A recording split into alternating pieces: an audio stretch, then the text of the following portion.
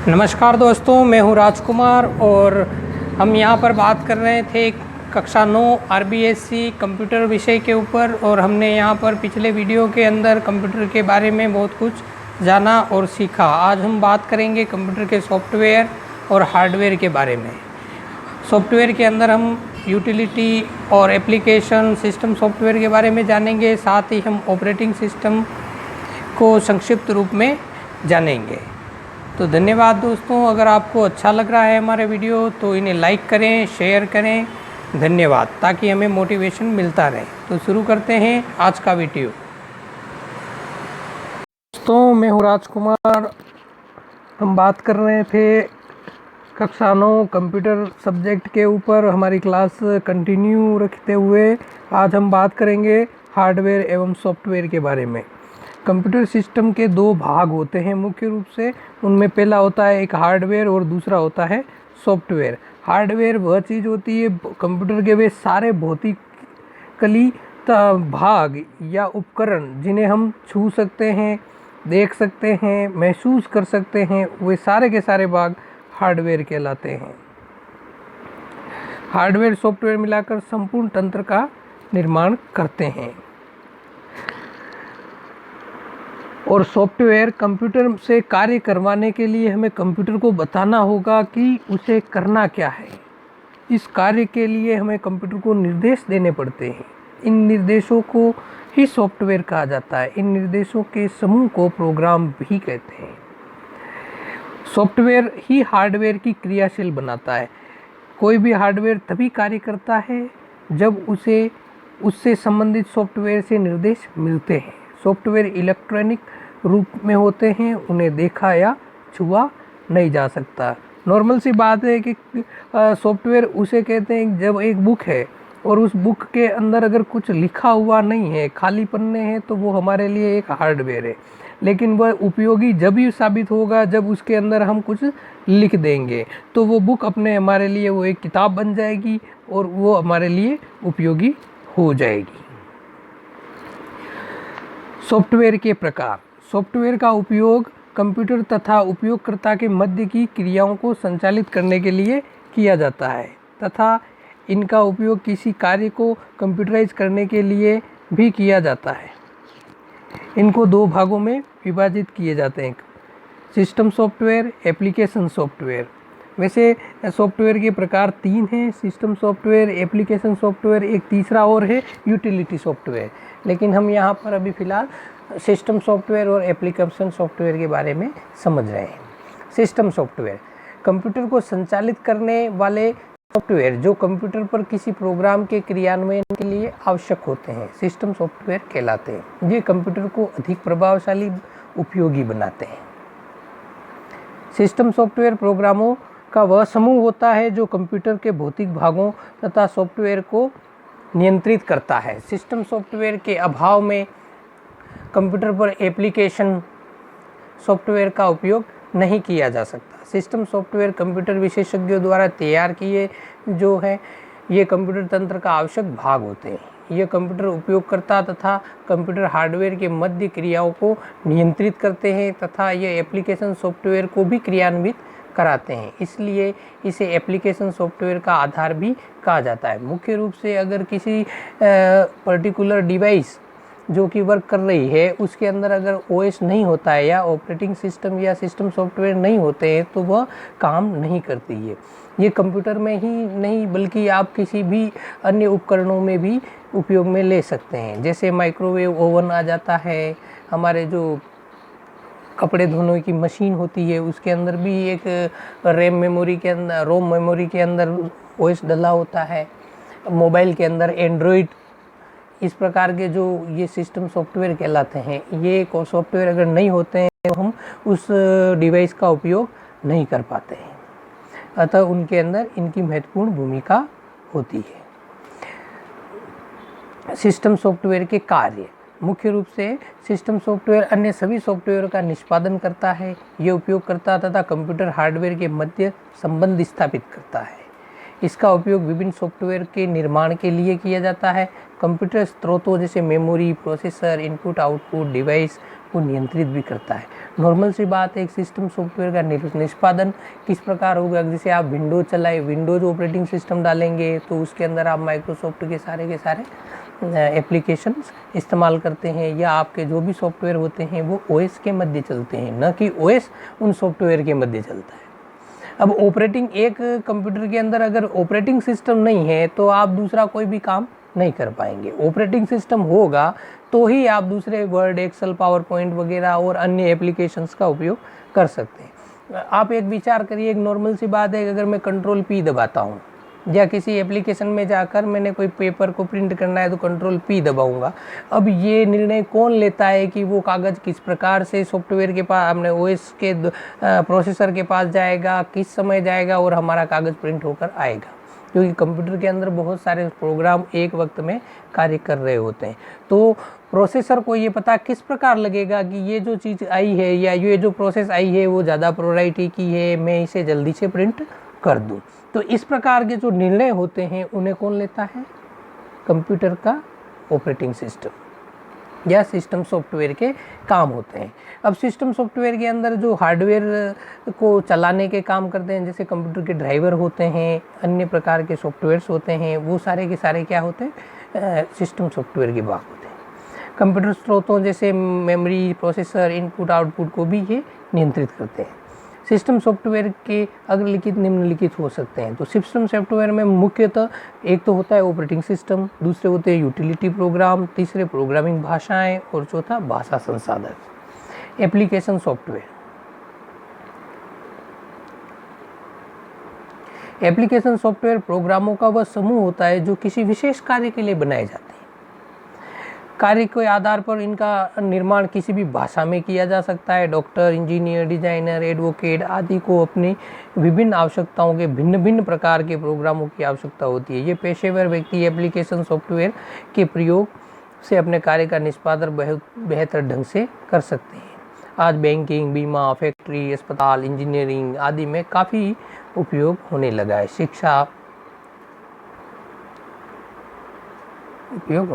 शिक्षा बोर्ड एवं विश्वविद्यालय द्वारा परिणाम तैयार करने, कार्यालयों में वेतन बिल बनाने के लिए भी विभिन्न एप्लीकेशन सॉफ्टवेयर का उपयोग किया जाता है।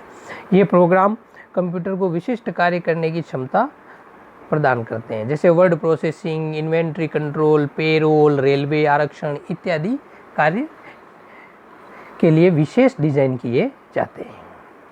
अब आती है कंप्यूटर की भाषाएं। भाषा का अर्थ होता है अपनी बात को दूसरे को सही तरीके से समझाने का माध्यम। जैसे नॉर्मली अपन किसी से बात करते हैं तो जो बात कर रहे हैं तो एक और दूसरे के बीच में किस प्रकार वार्तालाप होगी, अगर हमारी भाषा वो नहीं समझ पाएगा तो हमारा बोलना व्यर्थ है। जिस प्रकार किसी पशु और अपन के बीच में अंदर कोई भाषा का नियंत्रण होता नहीं है, वो हमारी भाषा नहीं समझ सकता है, वो हम उसकी नहीं समझ सकते हैं, तो हमारे बीच में कम्युनिकेशन संभव नहीं हो पाता है। लेकिन मनुष्य और मनुष्य के बीच में कम्युनिकेशन होता है, क्योंकि एक मध्य में बीच एक नई कड़ी काम कर रही होती है जिसे हम भाषा कहते हैं। कंप्यूटर से कार्य कराने के लिए भी जिस भाषा का उपयोग किया जाता है वे यूजर भाषा, कंप्यूटर भाषाएं कहलाती है। अब कंप्यूटर तो एक मशीन है, तो वो कौन सी भाषा समझेगी? मशीनी भाषा। इसे अब उसी मशीनी भाषा को हम बाइनरी भाषा कहते हैं। अतः कंप्यूटर से यदि कोई कार्य संपन्न कराना है तो मशीनी भाषाओं में सूचना देनी होती है। यूजर भाषा को मशीनी भाषा में बदलने के लिए सॉफ्टवेयर की आवश्यकता होती है और उस सॉफ्टवेयर को क्या कहते हैं? ट्रांसलेटर कहते हैं। यह मशीनी भाषा को यूजर भाषा में बदलने का कार्य करता है। अब दो तरीके के होते हैं कंप्यूटर के भाषा,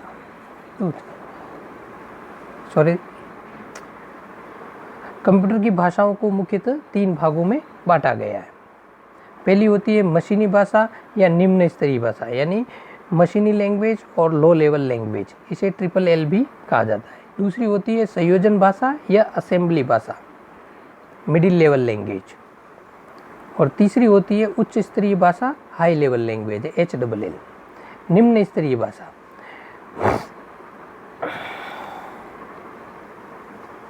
मशीनी भाषा कंप्यूटर की वह भाषा होती है जिसे कंप्यूटर समझता है। इसे बाइनरी 0-1 भाषा भी कहते हैं और इस भाषा के द्वारा मशीन से सीधे संपर्क होता है, इसलिए मशीनी भाषा भी कहा जाता है। इस भाषा में कार्य करना कठिन होता है क्योंकि ये 0-1 में कंप्यूटर को बार बार समझाने की प्रक्रिया जटिल होती है। मशीनी भाषा में दिए गए निर्देश तीव्र गति से कार्य करते हैं क्योंकि इसमें कोई भी ट्रांसलेटर सॉफ्टवेयर की आवश्यकता नहीं होती। दिए गए निर्देश का परिणाम भी मशीनी भाषा में आता है। उदाहरण, यदि हमें कीबोर्ड से ए टाइप करना है तो कंप्यूटर इस मशीनी भाषा में बदलता है और तब इस प्रकार इसे आकृति प्राप्त होती है जो ए होती है। इस प्रक्रिया को कंप्यूटर बड़ी तीव्रता से कर देता है। पलक झपकते ही ये काम हो जाता है, हमें लगता है कि सीधा ए प्रेस किया है और ए आ गया। दूसरी होती है संयोजन भाषा या असेंबली भाषा। मशीनी भाषा की कमियों को दूर करने के लिए असेंबली भाषा का विकास हुआ और इसमें 0-1 बाइनरी भाषा के स्थान पर सांकेतिक भाषा नेमोनिक कोड का प्रयोग किया गया, जिसको याद करना सरल था और इस कोड को मशीनी भाषा में बदलने के लिए असेंबलर का प्रयोग किया जाता है। इस भाषा में कार्य करना मशीनी भाषा की अपेक्षा सरल होता है और इनके प्रोग्रामों को पहले मशीनी भाषा में बदला जाता था, जिससे इसकी गति मशीनी भाषा से कम होती थी। संयोजन भाषा में प्रोग्राम लिखने के लिए मशीन को हार्डवेयर की जानकारी होना आवश्यक है, जिसमें 2 प्रोग्राम चलते हैं। यह मशीन पर आधारित भाषा है, अतः दूसरे सॉफ्टवेयर की आवश्यकता होती है, HLT, ADD, CLA, SUB इत्यादि। अब नॉर्मल सी बात है कि भाई मशीनी भाषा हमारे पास अवेलेबल थी तो असेंबली भाषा की क्या ज़रूरत पड़ी। देखो, बात ये थी कि मशीनी भाषा सीधे 0-1 के फॉर्मेट में लिखी जाती थी। अब 0-1 के फॉर्मेट में कोई चीज़ लिखी जाती है तो ये वैज्ञानिक लोगों के लिए ही उपयोगी थी। अब नॉर्मल सी बात है कि हमें कोई काम करना है या सॉफ्टवेयर डेवलप करवाना है तो उसे सीधा 0-1 की भाषा में लिखना बड़ा आवश्यक था और ये बड़ा दुष्कर कार्य था। किसी सॉफ्टवेयर को बनाने के लिए सालों का समय लग जाए तो हम आगे उसका प्रोसेस कैसे करेंगे। अगर ज़्यादा वक्त लग जाता है किसी चीज़ को करने में तो यूज़र की रिक्वायरमेंट बदल जाती है और उसको भी नई नई आवश्यकताएँ हो जाती है, तो ये बड़ा दुष्कर कार्य था। तो इसलिए इस कार्य को सरल करने के लिए वैज्ञानिकों ने असेंबली भाषा या संयोजन भाषा का निर्माण किया। इसके अंदर क्या था, उसी भाषा को थोड़ा बहुत सरल किया गया और कोड का इस्तेमाल करके इसको सरल बनाने की प्रयास किया गया। इसके बाद इसमें भी बहुत सारी कठिनाइयाँ थी, तो लोगों ने इस भाषा के अंदर इसको भी चेंज कर इसे उच्च स्तरीय भाषा में बदलना शुरू किया। तीसरी है उच्च स्तरीय भाषा या हाई लेवल लैंग्वेज। असेंबली भाषा की कमियों को दूर करने के लिए उच्च स्तरीय भाषा का विकास किया गया। इसमें कोड के स्थान पर अंग्रेजी भाषा में निर्देश दिए जाते हैं। उच्च स्तरीय भाषा में अंग्रेजी भाषा के जैसे ही शब्दों का उपयोग होता है, जिससे प्रोग्राम को समझना लिखना आसान हो गया। यह मशीन पर आधारित भाषा नहीं होती है, जिससे प्रोग्राम को मशीन भाषा में बदलने के लिए कंपाइलर इंटरप्रेटर का उपयोग किया जाता है। अतः आजकल सामान्यतः इस भाषा का प्रयोग किया जाता है। उच्च स्तरीय भाषा में मुख्य है C++, जावा और सामान्य सभी प्रोग्रामिंग भाषाएं आती है। उच्च स्तरीय भाषा में सामान्यतः अंग्रेजी जैसी भाषा का उपयोग होता है, अतः इसे लिखना और प्रयोग करना आसान है। इसमें कोई विशेष हार्डवेयर की आवश्यकता नहीं होती, अतः ये सभी तरह के कंप्यूटर पर चल सकती है। अब आते हैं भाषा संसाधक। ये 2 प्रकार के होते हैं, एक होता है कंपाइलर, दूसरा होता है इंटरप्रेटर और तीसरा होता है असेंबलर। ऐसे प्रोग्राम जो एक भाषा में निर्देश स्वीकार कर अन्य भाषा में उसको समतुल्य निर्देश तैयार करते हैं, कंपाइलर, इंटरप्रेटर या असेंबलर भाषा संसाधक कहलाते हैं। ये तीनों अलग अलग प्रकृति है इनकी। पहली है कंपाइलर। यह एक सिस्टम सॉफ्टवेयर है जिसका उपयोग उच्च स्तरीय प्रोग्रामिंग भाषा की मशीनी भाषा में परिवर्तित करने के लिए किया जाता है। कंपाइलर पूरे प्रोग्राम को एक साथ कंपाइल करता है तथा विभिन्न त्रुटियों को उनके लाइन नंबर के साथ प्रदर्शित करता है। कंपाइलर द्वारा प्रोग्राम निष्पादन के समय प्रोग्राम की मेमोरी में होना जरूरी नहीं है। इंटरप्रेटर वे भाषा प्रोसेसर जो उच्च स्तरीय प्रोग्रामिंग भाषा को पंक्ति दर पंक्ति मशीनी भाषा में परिवर्तित करते हैं, इंटरप्रेटर कहलाते हैं। किसी भी पंक्ति में त्रुटि होने पर वह तत्काल प्रदर्शित कर देते हैं और इंटरप्रेटर द्वारा प्रोग्राम को निष्पादन के समय प्रोग्राम को मेमोरी में होना आवश्यक होता है। मुख्य रूप से इंटरप्रेटर और कंपाइलर में यह अंतर होता है, कंपाइलर के अंदर जो प्रोग्राम लिखा होता है वो पूरे के पूरे प्रोग्राम को एक साथ पढ़ता है और सारी की सारी एरर उसी समय बताता है और उसका प्रोग्राम उसमें मेमोरी में होना कोई ज़रूरी नहीं है। इंटरप्रेटर के अंदर क्या है कि program line by line compile होता है, लाइन बाय लाइन इंटरप्रेट होता है और उसे उस समय मेमोरी में होना आवश्यक है। ये इन दोनों के अंदर मुख्य अंतर है। असेंबलर, यह असेंबली भाषा में लिखे प्रोग्रामों को मशीनी भाषा में परिवर्तित करता है। एक सिस्टम सॉफ्टवेयर है ये भी, और असेंबलर एक बार में एक पंक्ति को मशीनी भाषा में परिवर्तित करता है। तीसरा पार्ट चलता है ऑपरेटिंग सिस्टम। ऐसे प्रोग्रामों का समूह जो कंप्यूटर के समस्त कार्यों का संचालन करता है ऑपरेटिंग सिस्टम कहलाता है। यह कंप्यूटर और उपयोगकर्ता यूजर के बीच संयोजक कड़ी भी होता है। जैसे ही यूजर कंप्यूटर ऑन करता है, ऑपरेटिंग सिस्टम कंप्यूटर की मेमोरी में संग्रहित हो जाता है और फिर कंप्यूटर की समस्त क्रियाओं का संचालन करता है। MS DOS, विंडोज़, लिनक्स आदि प्रचलित ऑपरेटिंग सिस्टम है। नॉर्मल सी बात कर रहे हैं कि ऑपरेटिंग सिस्टम के बिना हम कंप्यूटर के अंदर कोई की भी प्रेस नहीं कर पाते हैं, क्योंकि एक्चुअल में कंप्यूटर की मुख्य कड़ी होती है। इसी के द्वारा सारा कंप्यूटर का नियंत्रण किया जाता है, सारे सॉफ्टवेयर इसके द्वारा ही चलाए जाते हैं। ये एक आधार होता है, यूजर और कंप्यूटर के बीच पूल का काम करता है। ऑपरेटिंग सिस्टम के मुख्य कार्य: स्मृति प्रबंधन। ऑपरेटिंग सिस्टम का पहला कार्य होता है किसी भी प्रोग्राम, उसके संबंधित डेटा को मेमोरी में कहाँ रखना है तथा कहाँ से लाना है, इसका निर्धारण ऑपरेटिंग सिस्टम खुद करता है। दूसरा होता है फाइल प्रबंधन। इससे फाइल को उसके नाम से ही संग्रहण तथा वापस लाने का कार्य भी फाइल प्रबंधन के अंदर OS करता है। निवेश निर्गम यानी इनपुट आउटपुट मैनेजमेंट का काम करना। इसके अंतर्गत कंप्यूटर में डाटा देने अथवा कंप्यूटर से डाटा लेने के लिए काम में आने वाली युक्तियों का प्रबंधन करता है। चौथा, यूजर इंटरफेस। यह ऑपरेटिंग सिस्टम उपयोगकर्ता के साथ संबंध रखता है, जिससे उपयोगकर्ता का काम सरल होता है। तीसरी होती है यूटिलिटीज़। ये प्रोग्रामिंग उपयोगकर्ता कार्यों की जटिलता से दूर कर देते हैं।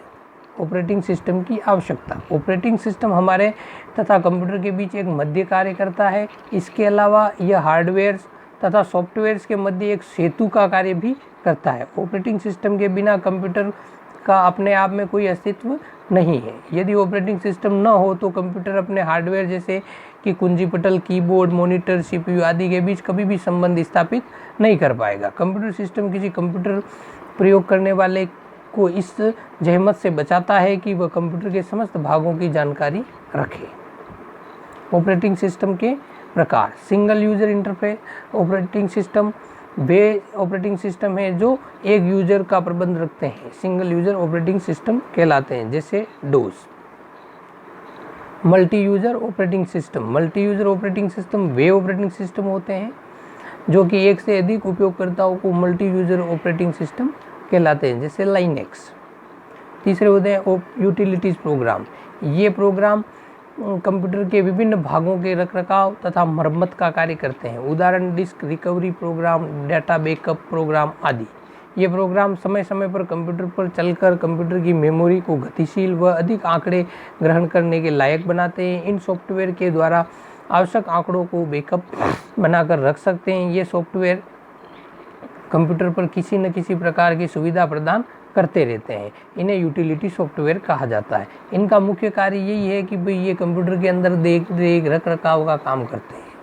जैसे एक कोई बिल्डिंग है और उस बिल्डिंग के अंदर सफाई कार्मिक की आवश्यकता होती है या उस बिल्डिंग को मैनेजर की आवश्यकता हो, मैनेज करने के लिए भाई लाइट आ रही है कि नहीं आ रही है, देखना है कि नहीं देखना है, कोई जैसे बिल्डिंग के अंदर लोग रह रहे हैं तो वो समय पर आ रहे हैं कि नहीं जा रहे हैं, उसके अंदर किसी प्रकार की कोई नल व्यवस्था सही चल रही है या नहीं चल रही है, उसकी दैनिक रोजाना सफाई हो रही है कि नहीं हो रही है। इस प्रकार के जैसे कंप्यूटर के अंदर उनके मुख्य कार्य होते हैं, मेमोरी प्रबंध का है, या फिर हार्ड डिस्क के अंदर फाइल सेव हो रही है, वो सही जगह हो रही है या नहीं हो रही है। इस प्रकार के जो काम होते हैं, नॉर्मल भाषा में बता रहा हूँ मैं, वो यूटिलिटीज़ प्रोग्राम करते हैं। जैसे मुख्य इनमें 5 मुख्य बात बता रखी है, वो मैं पढ़ लेता हूँ। नॉर्मल बात है, हार्ड डिस्क को सही रखने के लिए स्कैन डिस्क, हार्ड डिस्क को गतिशील बनाए रखने के लिए डिस्क प्रिवेंटर, फाइलों को बैकअप लेने व बैकअप को पुनः कंप्यूटर पर डालने के लिए रिस्टोर प्रोग्राम, डिस्क पर अधिक आंकड़े भंडारित करने के लिए कॉन्फ्रेंस प्रोग्राम, कंप्यूटर पर वायरस की जाँच करने व उसे हटाने के लिए एंटीवायरस प्रोग्राम इत्यादि। धन्यवाद दोस्तों, आज हमारा ये फर्स्ट चैप्टर समाप्त हुआ। नेक्स्ट मिलते हैं फिर। मैं हूँ राजकुमार। आपको अगर ये वीडियो पसंद आ रहे हैं तो लाइक करें, शेयर करें। धन्यवाद।